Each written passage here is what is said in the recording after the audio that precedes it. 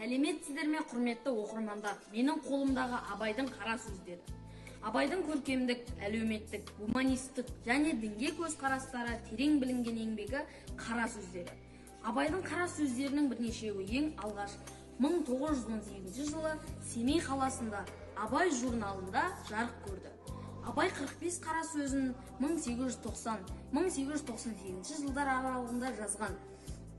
Абайдың қара сөздері француз, түрік, қытай, корей, орыс тілдеріне аударылған. Абайдың қара сөздері оның ақындық мұраларына қосылған асыл қазына. Ақынның қара сөздері тұнып тұрған философия.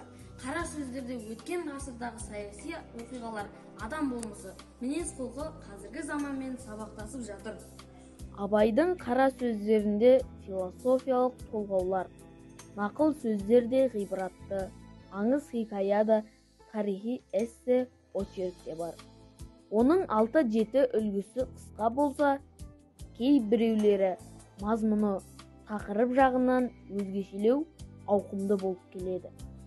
45 қара сөздің ішіндегі ең көлемдісі бұрын Абайдың қол жазбаларында рахият, фастихат атпен бөлек көшіріліп жүрген дін мораль мәселелерінің Абайдың үлкен ой толғауы 38 қара сөзі.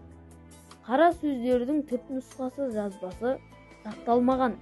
Кейбір Абай танушылардың айтуынша, ақынның кіші баласы Зілқайылде болып, саяси қудалау кезінде Абайдың өз қолымен жазылған басқа да мұраларымен жерге көміліп, кейін табылмай қалған.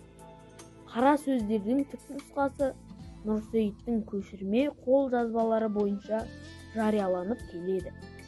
Абайдың 32 қара сөзінде ғылымға жетудің 6 қағидасын нақтылап көкейге түйгізген. Өзі де, сөзі де дара хакім Абай ғылымға шала мейірленбей, ақиқат жолында кесел келтіртпейтін зиянды нәрселерден көздің қарашығындай сақтап, мінездің беріктігін бұзылмауын тілге тиек етті. Абайдың қара сөздері жалпы адамзатқа айтылған. Мен кіммін? Өмірге не үшін келдім? Қандай адаммын деген сұраққа жауап іздейді. Ал сіз бұл сұрақтардың жауабын Абайдың қара сөздерінен таба аласыздар. Мұхтар Әуезов Абайды ең көп зерттеген жазушы. Сол Абайды жазып жүрген кезінде Мұхтар Әуезовтен Абайды сарқып болдың ба деп сұраған екен.